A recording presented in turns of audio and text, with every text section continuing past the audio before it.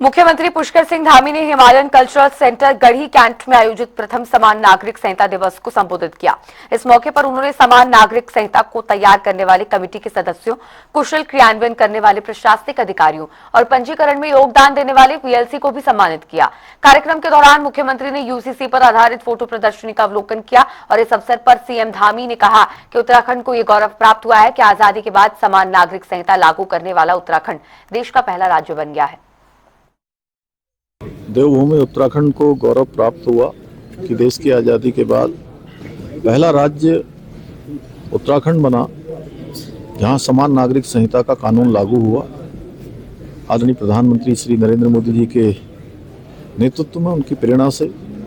हमने प्रदेश के अंदर इसको लागू किया और उत्तराखंड की जनता ने इसके लिए हमको मैंडेट दिया था, अपना आशीर्वाद दिया था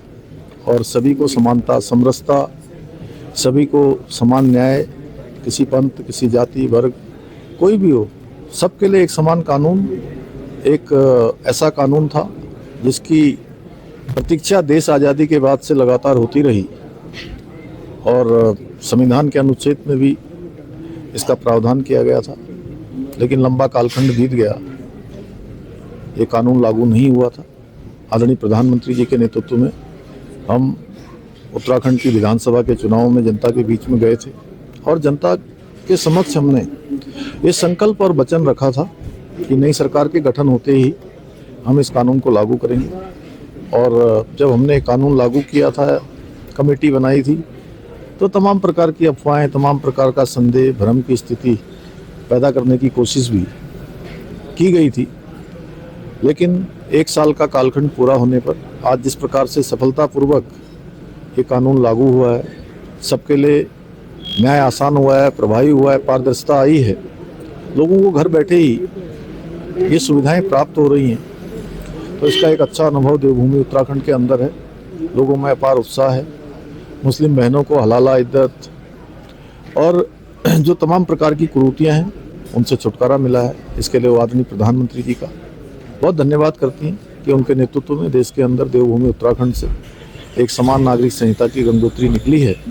जो सभी को लाभ दे रही है। उत्तराखंड में समान नागरिक संहिता को लागू हुए 1 वर्ष पूर्ण हो चुका है और आज इसी अवसर पर राज्य सरकार ने यूसीसी दिवस के रूप में मनाया और आज ही के दिन 27 जनवरी 2025 को प्रदेश में पूर्णतया यूसीसी जो है लागू हुआ था।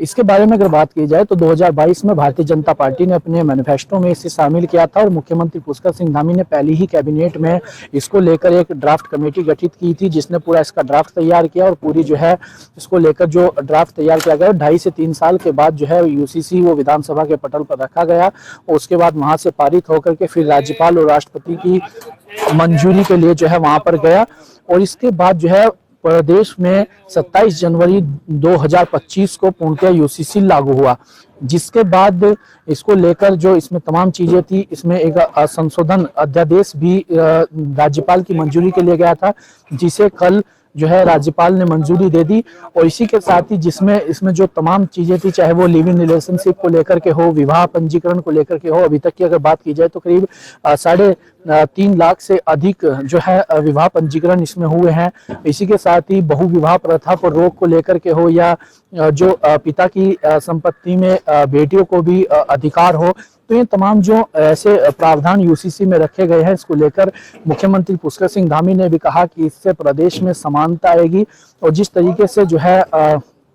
तमाम चीजें इसमें की गई हैं उससे प्रदेश को इनमें लोगों को जोड़ने का काम यूसीसी करेगा। इस तरीके का बात मुख्यमंत्री पुष्कर सिंह धामी ने कही। उन्होंने कहा कि अभी तक यूसीसी बनने के बाद बहु विवाह या फिर